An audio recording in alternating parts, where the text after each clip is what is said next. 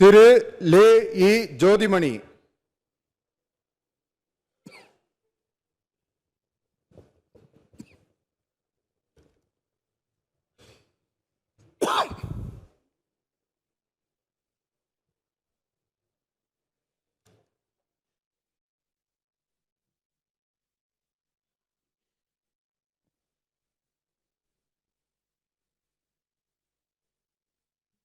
சட்டமன்ற பேரவை உறுப்பினராக தேர்ந்தெடுக்கப்பட்ட லே இ ஜோதிமணி என்றும் நான் சட்ட முறைப்படி நிறுவப்பெற்றுள்ள இந்திய அரசு சட்டத்தில் உண்மையான நம்பிக்கையும் பற்றுதலையும் கொண்டிருப்பேன் என்றும் இந்திய நாட்டின் இறையாண்மையையும் ஒருமைப்பாட்டையும் நிறைவேற்றுவேன் என்றும் நான் கொள்ள இருக்கும் கடமையை நேர்மையுடன் நிறைவேற்றுவேன் என்று உளமாற உறுதி கூறுகிறேன்.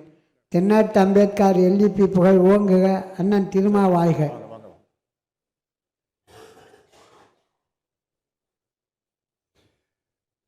மாண்புமிகு திரு க. சி. ஸ்ரீ கிரி பிரசாத், சிங்காநல்லூர்.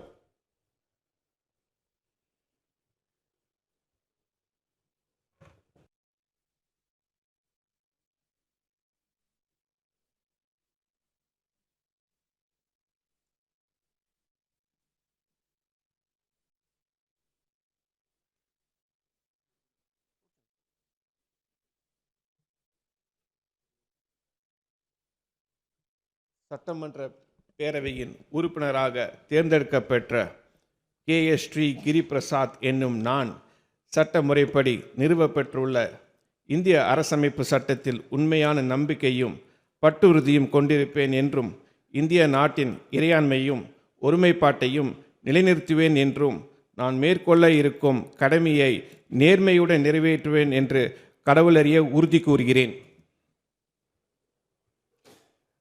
மாண்புமிகு திரு ஸ்ரீநாத், தூத்துக்குடி.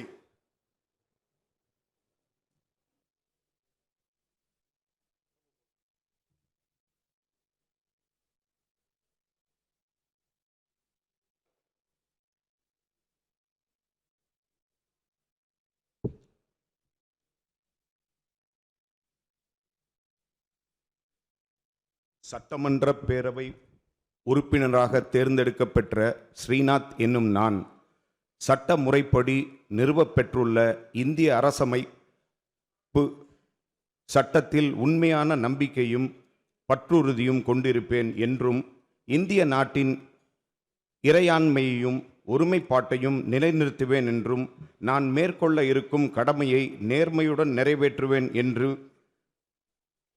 கடவுளறிய உறுதி கூறுகிறேன்.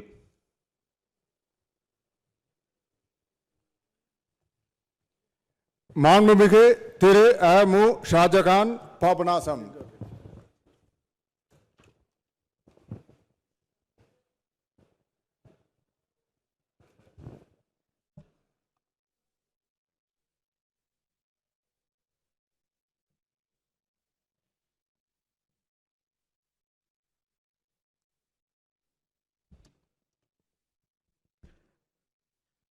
இறைவனின் திருப்பெயரால் சட்டமன்ற பேரவையின் உறுப்பினராக தேர்ந்தெடுக்கப்பெற்ற அசன்சா முகமது யாசின் ஷாஜஹான் என்னும் நான் சட்ட முறைப்படி நிறுவப்பெற்றுள்ள இந்திய அரசமைப்பு சட்டத்தில் உண்மையான நம்பிக்கையும் பற்றுறுதியும் கொண்டிருப்பேன் என்றும் இந்திய நாட்டின் இறையாண்மையையும் ஒருமைப்பாட்டையும் நிலைநிறுத்துவேன் என்றும் நான் மேற்கொள்ள இருக்கும் கடமையை நேர்மையுடன் நிறைவேற்றுவேன் என்றும் உளமாற உறுதி கூறுகின்றேன். முஸ்லிம் லீக் ஜிந்தாபாத். கண்ணிய அரசியலை கட்டி காப்போம். கண்ணியமிகு காயிதே மில்லத். மாண்புமிகு திரு பி. ஹரிபாஸ்கர், அந்தியூர்.